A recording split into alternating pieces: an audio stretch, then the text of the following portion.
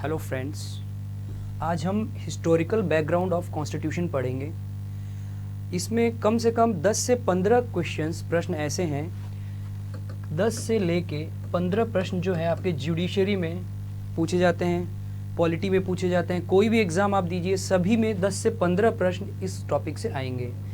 उन 15 प्रश्नों को मैंने एक first period, second period, third period, fourth period historical background में सेट किए हुए हैं। तो अगर आप ये वीडियो लास्ट तक देखेंगे तो आपको 15 प्रश्न एज इट इज़ आपको याद हो जाएंगे, जो कि एज इट इज़ एग्जाम्स में आते हैं, और मैं वो बताता जाऊंगा कौन कौन से क्वेश्चंस आए हुए हैं। अब to understand the historical background we can divide the period as follows.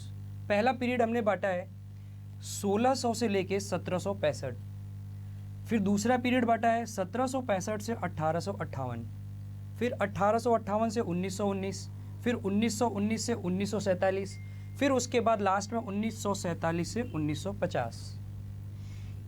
ये पीरियड हमारा कोई भी प्रीएम्बल से स्टार्ट होता है। हमारा ये पीरियड मतलब जो बेयर एक्ट्स होते हैं कॉन्स्टिट्यूशन के, या कोई भी पॉलिटी का टॉपिक पढ़ रहे हैं तो पहले प्रीएम्बल आएगा, फिर उसके बाद आर्टिकल 1 से लेके आर्टिकल 395 तक आप पूरा आर्टिकल 395 तक आप पूरा पढ़ेंगे।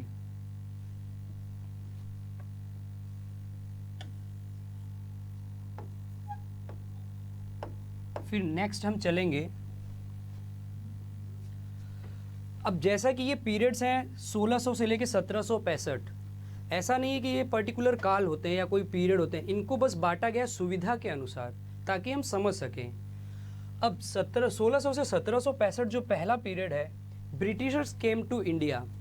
ऐसा है, भारत देश अमीरों का देश था और अभी भी है अगर हम माने तो 1600 से 1765 सबसे पहले कैसे, पूरी हिस्ट्री बता रहा हूँ कि कॉन्स्टिट्यूशन स्टार्ट जो अभी हुआ है इसके पहले पूरा इतिहास कैसे चला और अभी तक हम कैसे बना है। पहला हम पढ़ते हैं, ब्रिटिशर्स आए हमारे देश में। First of all Britishers came to India in 1600 as traders in the form of the East India Company. मतलब भारत में ब्रिटिश जो थे 1600 ईस्वी में ईस्ट इंडिया कंपनी के रूप में व्यापार करने के लिए भारत में आए थे। उनका ऑब्जेक्ट सिर्फ व्यापार करना था, लेकिन उनके मन में क्या था ये तो आज हम सब जानते हैं। महारानी एलिजाबेथ फर्स्ट के चार्टर के द्वारा उन्हें इंडिया में व्यापार करने के अधिकार प्राप्त हुए थे। मतलब जो अंग्रेज आए थे, ऐसा नहीं था कि वो अपने मनमानी तरीके से कानून चलाते थे, उनको हुक्म मिलता था कहाँ से, महारानी एलिजाबेथ थे। वो महारानी एलिजाबेथ जो कहती थी इन अंग्रेजों को वैसा करना पड़ता था। एक तरह से हम कह सकते हैं एक कंपनी के अंदर एम्प्लॉइज़ काम करते हैं तो मैनेजर की बात माननी पड़ती है, तो ये एक तरह के मैनेजर हैं। ये मैनेज करते थे, कमांड देते थे इंग्लैंड से, और सारा काम यहाँ पे होता था। इसके बाद आगे चलेंगे हम 1765 से 1858, मतलब वो व्यापार करने आए, व्यापार चालू हुआ उनका। अब आगे चलते हैं 1765 से 1858, beginning of the British rule. जिस पर्पस के लिए वो आए थे वो यहाँ स्टार्ट हुआ इनका पर्पस। कहने का मतलब वो आए किस लिए थे, यहाँ पे शासन करने के लिए आए थे, बट उनका मेन ऑब्जेक्ट क्या था कि बिजनेस से, व्यापार के रास्ते से घुसो और फिर शासन करो। तो beginning of the British rule, company जो अभी तक, मैं क्या बोल रहा हूँ, कंपनी ईस्ट इंडिया कंपनी जो अभी तक सिर्फ व्यापारिक कार्यों तक ही सीमित थी, सिर्फ बिजनेस पर्पस के लिए आई थी, उन्होंने 1765 में बंगाल, बिहार और उड़ीसा के दीवानी अधिकार, अब दीवानी अधिकार क्या होते हैं मैंने लिखा है ब्रैकेट में, अर्थात राजस्व एवं दीवानी न्याय के अधिकार प्राप्त कर लिए। कहने का मतलब पैसा, अब वो पैसा लेते हैं, टैक्स के फॉर्म में भी पैसा लेना चालू किया। इसके बाद इसी में ही पहला हमने इसको पार्ट्स में बांटा है। पहला है रेगुलेशन एक्ट, इसी का सब पॉइंट है ये, रेगुलेटिंग एक्ट 1773। 1774 में 1773 का रेगुलेटिंग एक्ट द्वारा एक सुप्रीम कोर्ट की स्थापना की गई। अब ऐसा होता है, व्यापार तो चल रहा है, लोगों को कब्जे में कैसे लें, दैट इज द पॉइंट, कि लोगों के ऊपर शासन कैसे चलाया जाए। तो शासन ऐसे चलाया जाएगा, कानून बनाओ। कानून बनाने की जब आवश्यकता महसूस हुई तो 1774 में 1773 का जो ये रेगुलेटिंग एक्ट था आपका, इसी के द्वारा एक सुप्रीम कोर्ट की स्थापना की। वह सुप्रीम कोर्ट कहाँ पे है, कैलकाटा में है हमारे। ठीक है। उस जमाने में कलकत्ता में सुप्रीम कोर्ट की स्थापना की गई। फिर इसमें चीफ जस्टिस और 3 अदर जजेस होते हैं। अब इस सुप्रीम कोर्ट की बात बता रहा हूँ, इसमें क्या होता है, एक तो चीफ जस्टिस होते हैं और 3 अदर जजेस होते हैं। पहला बी के बाद हो गया, ए के बाद बी आएगा, सी डी ई, इनको 5 क्लॉज में हमने बांटा है। फिर आया पिट्स इंडिया कंपनी। अब पिट्स इंडिया एक्ट 1784, उसके बाद चार्टर एक्ट 1813, फिर चार्टर एक्ट 1833, फिर चार्टर एक्ट 1853 आया। अब जैसा कि मैं आपको बता रहा हूँ, एक के बाद एक आना चालू हो गए। अब ऐसा क्यों हुआ, इसके बारे में हमें समझना पड़ेगा कि एक चार्टर से काम क्यों नहीं चला। इन्होंने पिट्स इंडिया एक्ट बनाया 1784, उसमें कुछ कमियां महसूस हुई तो उन्होंने बना दिया चार्टर एक्ट 1813। फिर उसमें कुछ शॉर्ट कमिंग्स थी, मतलब कमियां थी, तो चार्टर एक्ट 1833 1853 तक पहुंचे। ठीक है। फिर उसके बाद हमारा तीसरा पीरियड स्टार्ट होगा 1858 से 1919। Companies rule ended. जैसा कि मैंने बताया, पहले पीरियड में वो व्यापार करने आए थे ईस्ट इंडिया कंपनी के फॉर्म में, फिर उन्होंने कंपनी के फॉर्म में बिजनेस चालू किया और शासन करने लग गए हमारे यहाँ पे। फिर यहाँ पे कह रहे हैं कंपनी का रूल यहाँ पे खत्म हो गया अब इस पीरियड में। 1858 में सिपाही विद्रोह के परिणाम स्वरूप ब्रिटिश क्राउन ने भारत के शासन का उत्तरदायित्व डायरेक्टली अपने हाथों में ले लिया। फिर से बता रहा हूँ क्या कहा, एक सिपाही विद्रोह हुआ था। एग्जाम का आया हुआ क्वेश्चन है, सिपाही विद्रोह कब हुआ था, 1858 में हुआ था, जिसके परिणाम स्वरूप क्या हुआ, ब्रिटिश क्राउन ने भारत के शासन का उत्तरदायित्व डायरेक्टली अपने हाथों में ले लिया था। यह शासन 15 अगस्त 1947 में भारत की स्वतंत्रता प्राप्ति तक लगातार कंटिन्यूअसली चलती रही। फिर उसके बाद the Government of India act. अब इस पीरियड को भी मैंने ABCD में बांट दिया है। पहले क्या था, गवर्नमेंट ऑफ इंडिया एक्ट 1858, मैं फिर बताऊंगा। एक एक्ट बनता है, उसमें कुछ कमियां होती हैं, उस कमियों को दूर करने के लिए दूसरा एक्ट आता है। पहला गवर्नमेंट ऑफ इंडिया एक्ट 1858 आया इसके अंदर। फिर इंडियन काउंसिल एक्ट आया 1861, फिर इंडियन काउंसिल एक्ट 1892 आया। फिर मर्ली मिंटो रिफॉर्म के अंदर इंडियन काउंसिल एक्ट 1909 के द्वारा इम्प्लीमेंट किया गया। मतलब एक सुधार होता है, इसको रिफॉर्म का मतलब होता है सुधार। तो एक मर्ली मिंटो रिफॉर्म था जो किसके द्वारा आया, इंडियन काउंसिल एक्ट 1909 था, उसके द्वारा इसको लाया गया। फिर उसके बाद 1919 से 1947 सेल्फ गवर्नमेंट की बात करेंगे हम। Montagu Chelmsford reform 1999, government of India act 1919 के अंदर है ये। इसमें एक मॉन्टेक थे और एक व्यक्ति थे चेम्सफोर्ड। इन्होंने अपना मॉन्टेक चेम्सफोर्ड सुधार के नाम से मॉन्टेक चेम्सफोर्ड रिफॉर्म बनाया। In constitutional development it played vital role which lead the enactment of the Government of India act 1919। ये जो आपका एक्ट है बहुत इंपॉर्टेंट एक्ट है, इसने वाइटल रोल प्ले किया एक अपने इंडियन कॉन्स्टिट्यूशन की हिस्ट्री में। फिर इसके बाद मॉन्टेक और चेम्सफोर्ड, 2 वर्ड आपने सुने हैं, तो इनके बारे में पता कर लेते हैं। मॉन्टेक कौन थे, ये भारत के राज्य सचिव थे। उस टाइम भारत के राज्य सचिव कौन थे, मॉन्टेक, और भारत के वायसराय कौन थे, चेम्सफोर्ड। ठीक है, इन दोनों के नाम से ही वो सुधार का नाम मॉन्टेक चेम्सफोर्ड सुधार बना। भारत के राज्य सचिव मतलब secretary of the state for India. Now B point, the Government of India Act 1935 आया। ये भी एक्ट हमारे लिए बहुत इंपॉर्टेंट है, इसका क्वेश्चन बार बार एग्जाम में आता है, तो इसको बहुत अच्छे से पढ़ना है। मतलब यहाँ से जो मैं पढ़ा रहा हूँ इसको आप ये समझिएगा कि वेरी इंपॉर्टेंट की कैटेगरी में आप डाल लीजिए। एज इट इज़ आपको लर्न करना है, एज इट इज़ क्वेश्चन में छपा हुआ आएगा एग्जाम में। The Government of India Act 1935, इसके अंतर्गत कितने सेक्शंस थे, 321 सेक्शंस थे, और इसी के अंतर्गत 10 शेड्यूल थे। ठीक है, गवर्नमेंट ऑफ इंडिया एक्ट 1935 में कितने सेक्शन थे, 321 सेक्शंस थे और 10 शेड्यूल थे। ठीक है, it leads to a full responsible government. ये फुल रेस्पॉन्सिबल, पूरी जिम्मेदारी, मतलब एक एक चीज़ को लेके आया। ऑल इंडिया फेडरेशन एक्ट भी इसी के अंदर आया। Act establishes all India federation, मतलब जो यह एक्ट है इसी ने ही AIF, इसको हम क्या बोल सकते हैं, AIF, ऑल इंडिया फेडरेशन की स्थापना इसी एक्ट में की गई थी। मैं 1935 को डीप में थोड़ा लेके जाऊंगा। ऑल इंडिया फेडरेशन, इसको हिंदी बोलते हैं अखिल भारतीय संघ, इसकी स्थापना की इस एक्ट में, जिसमें राज्य और रियासतों को एक इकाई की तरह माना गया। मतलब राज्य और रियासत दोनों एक हैं। फिर उसके बाद डायरकी, द्वैध शासन एट द सेंटर, मतलब इससे AIF तो आया ही आया, ऑल इंडिया फेडरेशन। इसके बाद एक डायरकी सिस्टम आया, द्वैध शासन, वो जो आया था उसे इस एक्ट ने क्या कर दिया, खत्म कर दिया। It एबोलिश्ड dyarchy at the provincial level and introduced it at the centre. मतलब क्या कह रहा है ये कि जो डायरकी सिस्टम था, मतलब द्वैध शासन था, उसे खत्म तो किया गया, बट कहाँ से खत्म किया गया ये इंपॉर्टेंट है, एट द प्रोविंशियल लेवल पे खत्म किया गया। बट खत्म करके उसको लाया कहाँ पे गया, and introduced it at the centre, but केंद्र में इसको लाया गया। देन हम चलेंगे, इसमें और एक आया, फेडरल कोर्ट की स्थापना हुई, संघीय न्यायालय। और क्या हुआ, इंडियन काउंसिल, इसमें एबोलिस्ड, मतलब इसकी तो स्थापना हुई बट इसको एबोलिस्ड कर दिया गया। RBI, Reserve Bank of India, इसकी भी एस्टेब्लिशमेंट हुई इसी में ही। Subjects were divided between the centre and the provinces, मतलब जो पावर था, जो शक्तियां थी, उसका विभाजन किया गया। किसमें किसमें किया गया, सब्जेक्ट्स मतलब विषय वस्तु, जो भी आपके विषय वस्तु थे उन विषय वस्तुओं को बांट दिया गया पावर के रूप में। Subjects were divided between the centre and the provinces.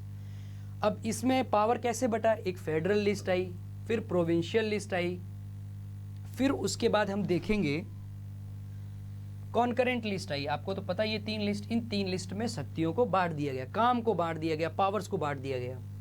यह एक्ट तब तक चलता रहा जब तक इसे न्यू इंडियन कॉन्स्टिट्यूशन के द्वारा रिपील्ड नहीं कर दिया गया। कहने का मतलब न्यू कॉन्स्टिट्यूशन कौन सा है, जो अभी वर्तमान में प्रेजेंट टाइम में चल रहा है। इसके पहले तक, जब तक यह लागू नहीं हुआ था, उसके पहले तक कौन सा चलता रहा, यह एक्ट चलता रहा।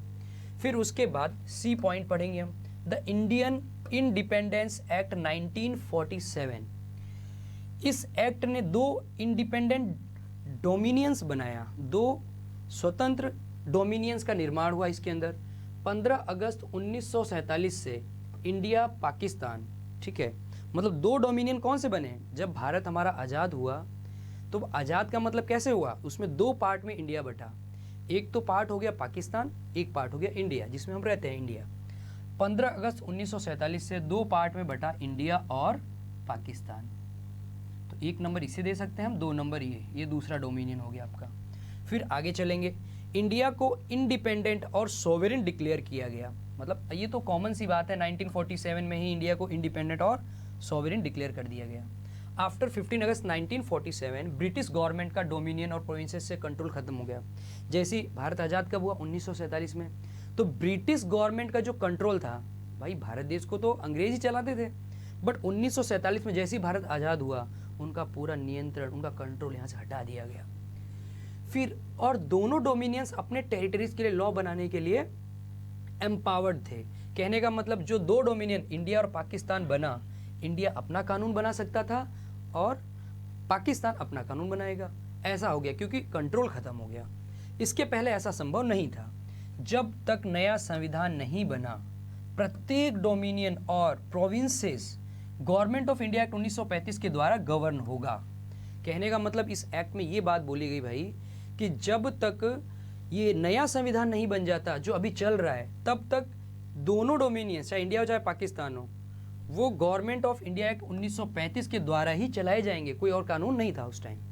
फिर इंडिया से ब्रिटिश रूल खत्म हुआ जब 15 अगस्त 1947 को the Indian independence act 1947 force में आया या लागू हुआ। मतलब हमारा इंडियन इंडिपेंडेंस एक्ट 1947 फोर्स में आया, उसी टाइम ही ब्रिटिश रूल यहाँ से खत्म हो गया।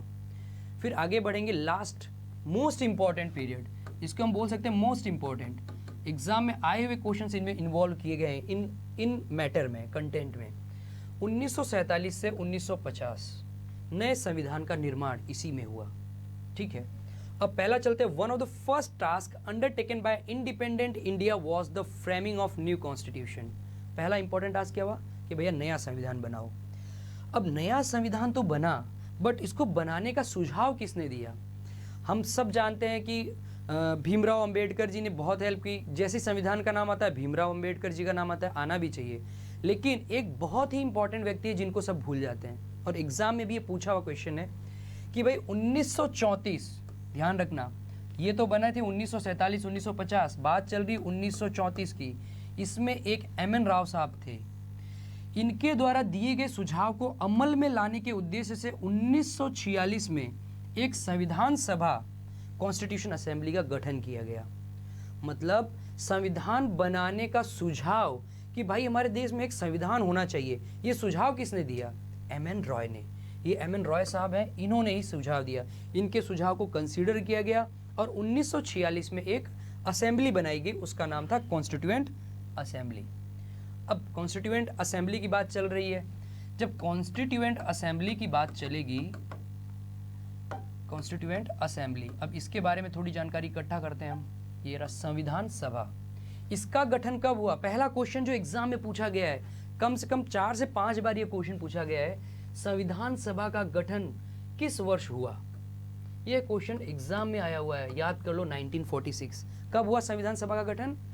When constituent assembly was established, 1946। अब इसमें क्वेश्चन कैसे पूछा जाएगा? 1942, 1944, 1946, 1948। अपना राइट आंसर होगा 1946। और इसकी पहली बैठक कब हुई थी? ये भी एग्जाम में आया हुआ क्वेश्चन है। मतलब जो ये कंटेंट तैयार हुआ है उसके अंदर आए हुए प्रश्न भी सम्मिलित हैं। चलो वापस से चालू करते हैं। संविधान सभा का गठन 1946 में हुआ और इसकी पहली बैठक, फर्स्ट मीटिंग जो हुई थी 9 दिसंबर 1946। ये भी एग्जाम में आया हुआ क्वेश्चन है। इसकी पहली मीटिंग कब हुई थी? 9 दिसंबर 1946 को हुई थी। तथा इसकी अध्यक्षता, फिर ये एग्जाम में पूछा जाता है पहली मीटिंग कब हुई? 9 दिसंबर 1946। इसकी अध्यक्षता किसने की? श्री एस.एन. सिन्हा। पूरा नाम भी कई बार ऑप्शन में एस.एन. सिन्हा भी आता है, कई बार ऑप्शन में पूरा नाम आता है, सच्चिदानंद सिन्हा ने की थी। ठीक है, तो अपना एक क्वेश्चन ये और बन जाता है, ये भी आप माइंड में रखिए। फिर सच्चिदानंद सिन्हा को 9 दिसंबर 1946 को अस्थायी अध्यक्ष चुना गया। अब एग्जाम में आने वाला क्वेश्चन क्या है? स्थायी और अस्थायी, मतलब स्थायी अध्यक्ष कौन था और अस्थायी अध्यक्ष कौन था, इसमें कंफ्यूजन रहता है। अभी याद कर लो कि भाई सच्चिदानंद सिन्हा जो थे वो अस्थायी अध्यक्ष थे। ठीक है, और इसके 2 दिन बाद 11 दिसंबर 1946 को, फिर बोल रहा हूँ 9 दिसंबर की बात ये थी, सच्चिदानंद सिन्हा अस्थायी अध्यक्ष बने। उसके जस्ट 2 दिन बाद 11 दिसंबर 1946 को डॉक्टर राजेंद्र प्रसाद संविधान सभा के स्थायी अध्यक्ष चुने गए। ठीक है, तो एक क्वेश्चन यहां से बन गया कि भाई अस्थायी अध्यक्ष कौन थे? सच्चिदानंद सिन्हा थे। फिर उसके बाद नेक्स्ट क्वेश्चन क्या आता है? स्थायी अध्यक्ष कौन थे? एक क्वेश्चन यहां से आएगा कि स्थायी अध्यक्ष अपने डॉक्टर राजेंद्र प्रसाद थे। फिर संविधान सभा का गठन कैबिनेट मिशन प्लान की सिफारिश पर किया गया। ये भी एग्जाम में पूछा हुआ क्वेश्चन है। मतलब जो आपकी हिस्ट्री चल रही है ना स्टेप बाय स्टेप, उसमें जो क्वेश्चंस आए हुए हैं वो यहाँ पे हैं कि संविधान सभा का गठन कौन से प्लान की सिफारिश पर किया गया, तो अपना आंसर होगा कैबिनेट मिशन प्लान की सिफारिश पर किया गया। फिर संविधान सभा आप जानते हैं कॉन्स्टिट्यूएंट असेंबली की बात कर रहा हूं मैं। संविधान सभा के सदस्यों की कुल संख्या कितनी थी? संविधान सभा के कुल, अब जो ये संविधान सभा का गठन हो गया इसमें सदस्यों की संख्या कितनी थी? 389 निश्चित की गई थी, जिनमें 292 ब्रिटिश प्रांतों के प्रतिनिधि मतलब रिप्रेजेंटेटिव्स थे। किसके? 292 ब्रिटिश प्रांतों के। इसमें 4 चीफ कमिश्नर क्षेत्रों के प्रतिनिधि और 93 देशी रियासतों के प्रतिनिधि थे। अब यहाँ पे आते हैं हम कॉन्स्टिट्यूएंट असेंबली के इंपॉर्टेंट मेंबर्स, इनके बारे में भी जान लें। भाई अपनी जो असेंबली थी उसमें काफ़ी लोग थे, उनके मुख्य मेंबर्स कौन कौन से थे जिन्होंने संविधान को बनाने में महत्वपूर्ण भूमिका निभाई? कुछ नाम आपके सामने हैं यहाँ पे। जवाहरलाल नेहरू जी, डॉक्टर राजेंद्र प्रसाद, सरदार पटेल, मौलाना आज़ाद, गोपाल स्वामी, इनके बाद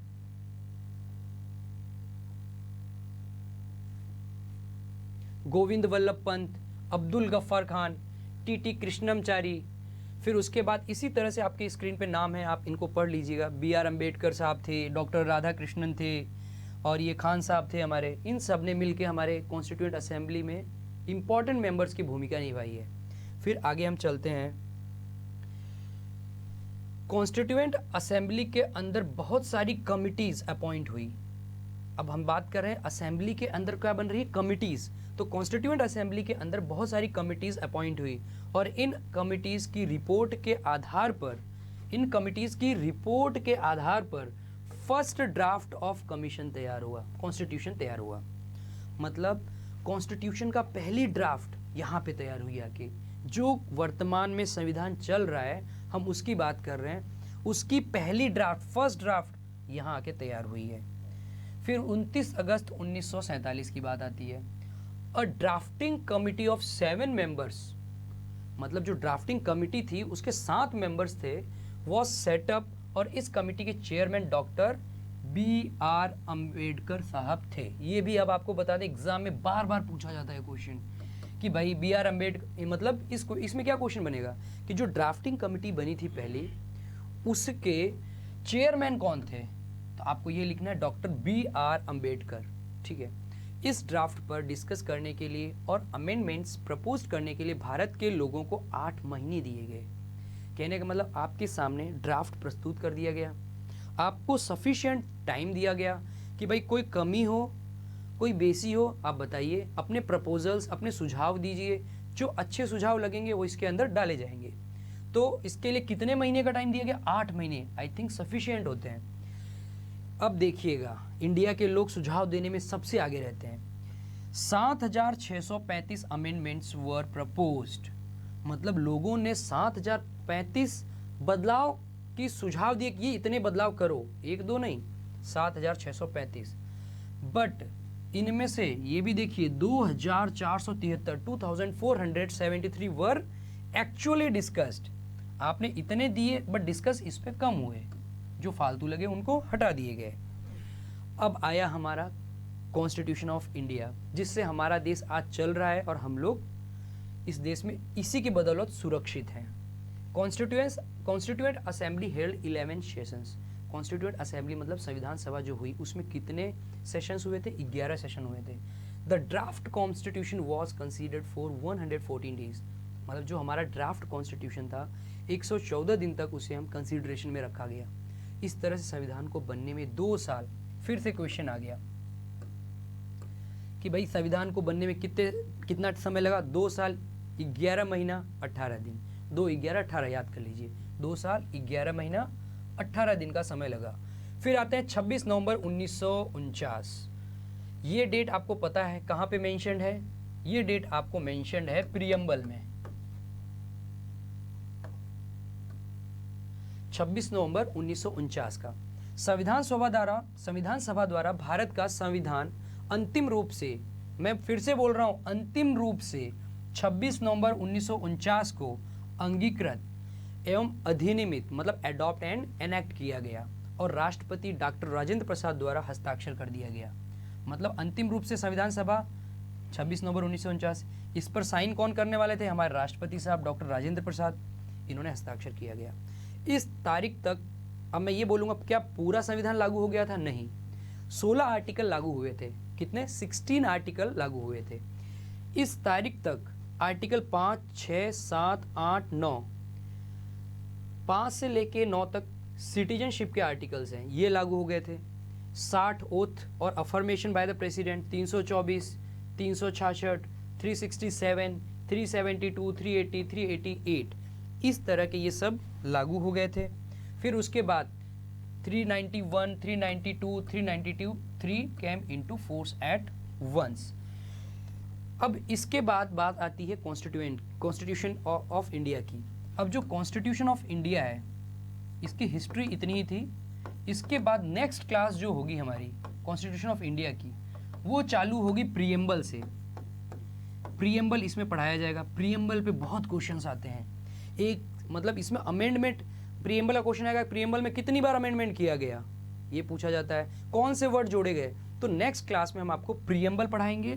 फिर उसके बाद आर्टिकल 1 से लेके आर्टिकल 11 आर्टिकल तक का आपको लेक्चर मिलेगा इसके नेक्स्ट क्लास में। Thank you, have a nice day.